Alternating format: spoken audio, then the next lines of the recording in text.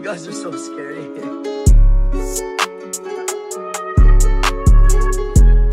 What is up, guys? ODM back at it like a mother trucking crack addict. If I look upset or down, I am filming this currently as it is day 5 or 6 of the LA protests, not riots, because they are peaceful protests that the right is using and saying that people are rioting because of a few bad apples. I am in a shitty mood, so what I'm going to do is I'm going to spark up a joint. I am smoking specifically Malta strain by Blaze Utopia.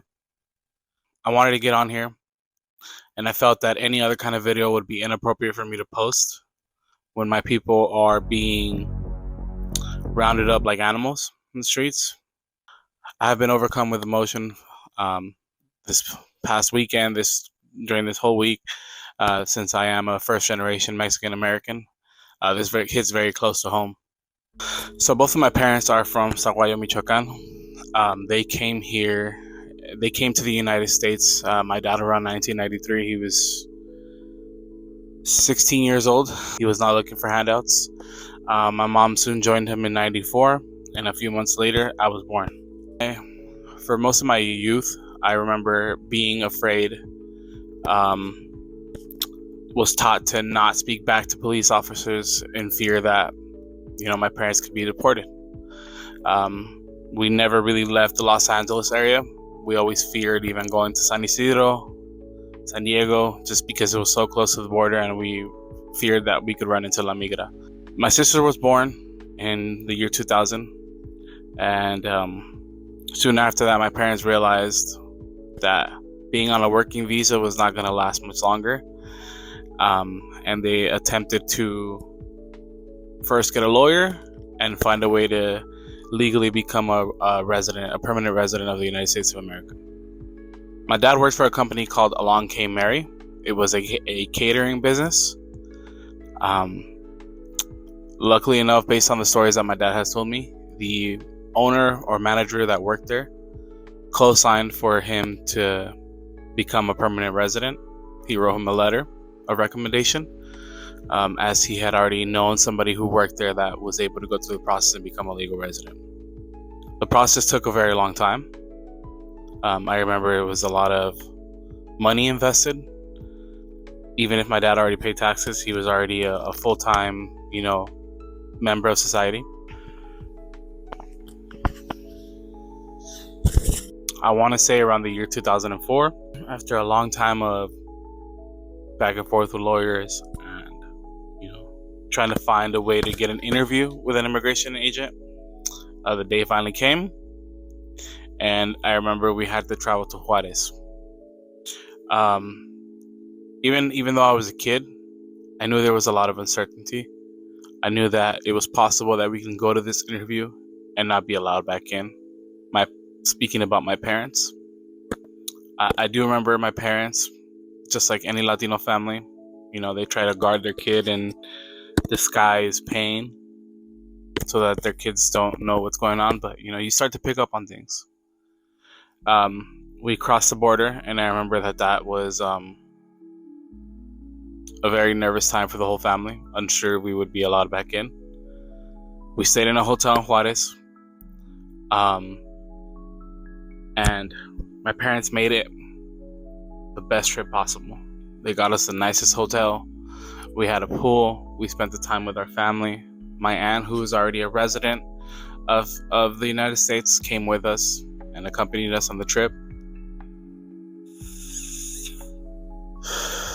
Those hours that my parents were gone, they left to the immigration meeting, felt like forever. And when they finally returned to the hotel, we were all overcome with joy, tears. So much weight was lifted off our shoulders. We were lucky enough, blessed enough to be allowed back in, and that my parents were granted their green card. But not all families get that. It's only gotten harder as time has come by. Immigration laws have gotten stricter. There's been, as we go into the late 2020s, There's a lot more racism in America that's out loud and proud. I'm not sure if that was a repercussion of Obama being president and doing a goddamn good job, but after that, Trump just kicked off this wave of out loud racism. Growing up, I do remember, like, you started seeing the pushback of the minorities, where we weren't afraid of the white man anymore. And I say white man because even though I might be light skinned, I don't see myself as them. I know that I don't belong to them and they see me the same, just another wetbag. So I've never been able to associate myself. Families are being picked up on the street, separated, kids being left behind and the parents are being taken. It's disgusting. Every person has a right, and I've been saying that for many videos, where my link is in the description, that everyone has rights y cada persona tiene derechos, y es no nomás es de que los van a aventar como animales para atrás. Everyone has a right to be in front of an immigration agent where they make the decision on whether or not you should leave the country. But people are being rounded up like animals and being deported to concentration camps in other countries. And it really reminds you of Yahtzees, right? And it's a domino effect. If we don't speak up now, slippery slope. Things can get out of hand very fast. And the reason I want to speak up is on social media, whether they're real profiles or not, because you can't tell anymore. Everyone is so brainwashed in the MAGA cult. I'll call it what it is. I see a lot of racism in the comments. People being happy that people are being separated from their families, cheering it on, and they're supposed Christians. It's disgusting. People who are being targeted right now are hardworking people. They're being picked up from their jobs in the fields. They're being picked up outside of Home Depot. They are attacking those in our communities that are trying to get ahead. They're not panhandling like most white males do. Everyone from Trump's administration is an embarrassment. Since I can remember, I've always seen politicians and anyone who had to do anything with an administration trying to be professional and putting up this guard of professionalism to the people, to their peers, their competitors, even if we didn't agree on things. Now, it's always the liberals, the woke people. I don't consider myself any of that. I consider myself a human being that feels like everybody should be given the opportunity. And I hear Obama deported more people, Biden deported more people. They deported criminals, not normal people on the street trying to work, gain $1 every day. Even U.S. citizens are being picked up and discriminated. Now what that has you feeling is I can't trust my neighbors.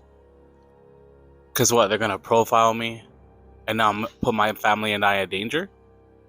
So I want to inform you guys. Immigrants, people, there are working people. And let me give you some stats because I see that immigrants are ruining this country, or immigrants are the reason of crime and violence. According to Stanford University economist Ran Abramitsky, since 1960, immigrants are 60% less likely to be incarcerated. They are less likely to commit a crime. And I can tell you based off my experience, because growing up, both of my parents reminded me I had to behave in the street. I had to speak politely to those around us to not garner attention. Data from 9,000 neighborhoods across 87 cities. On average, neighborhoods with more immigrants have less crime because we have more to lose. Understand that. My parents feared being deported. I feared them being deported. What was I going to do by myself? A kid. That fear that I have, that I had myself when I was young, there's kids going through that now. Family members that have to be in hiding, friends, because they're being hunted like some game. And no, us immigrants, and I speak because I see myself in them, we're not looking for handouts. Especially in Mexicans, Mexicanos, we're a hardworking group. We're here to work, we're here to earn our living, and we want to get ahead. Like the American dream was always told to us. Immigrants paid over $90 billion in taxes. They create jobs by creating businesses, those same businesses that the whites enjoy. Margaritas, candies, our food. Those bring jobs to the neighborhoods where more people can eat and get ahead as well. But we're draining the system. So me being a Mexican American, I feel that I must use my voice because there are people that cannot represent themselves. They are afraid to speak up. They are in hiding. Their life has come to a complete stop when they've done nothing wrong to our civilization. If you're okay with this, shame on you. Shame on you, because a lot of us come from other places. A majority of people in the United States have come from an immigrant family. What about the Armenians? What about the Jewish? What about Indian, Asian, Europeans that are here illegally as well? So it makes you think, is it because of my color? Are they afraid of us? And people still want to laugh and do his dumbass dance of that orange man as if it's a joke. It's not a joke. If you don't see the issue, how he is pushing away the Constitution, how he's holding a military parade this upcoming Saturday, June 14th, as if he's a authoritarian. Since when has a president gone to a military base and not only filtered through the military people to see if they agree with his beliefs, campaigned? Fort Bragg, it was by the Biden administration, not Trump. I had nothing to do with it. You know, I spent 25 years on active duty in the United States Navy, and I never once saw a president use troops as props, as political items to further his political agenda. Had people wearing his MAGA merch, selling actual MAGA merch at Fort Bragg. Some wild times we're living through right now. The founding fathers of this country are probably rolling in their graves right now.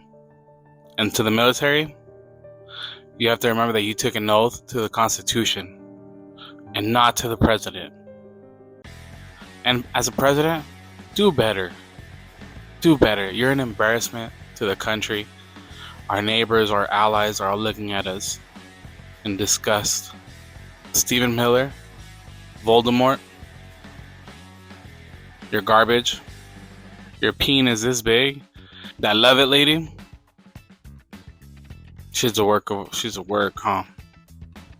I'll be respectful right now, because I'm trying to use my words rather than allowing my anger to overcome me. And to people in the black community, they want us separated. They want the minorities to go against each other. And to the Latinos that voted for Trump,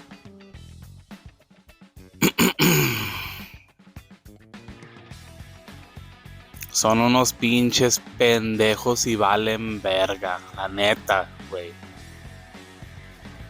That's all I'm gonna say to y'all. Están el puto Nopal en la frente y piensan que los van a dejar entrar a su círculo de los güeros. No mamen. Pónganse trucha. Porque ahora la cagamos. O sea, embárrense esa mierda que cagaron. So, Saturday, June 14th, there are over 1,500 organized protests across the country. Go out.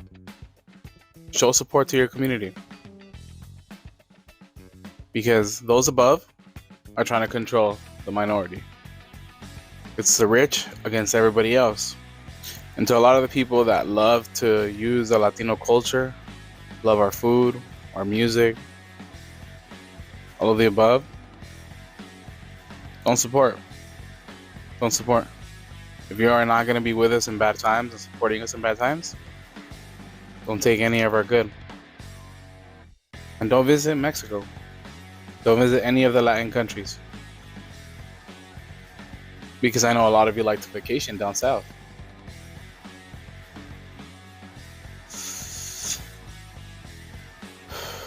And we're not calling for rioting.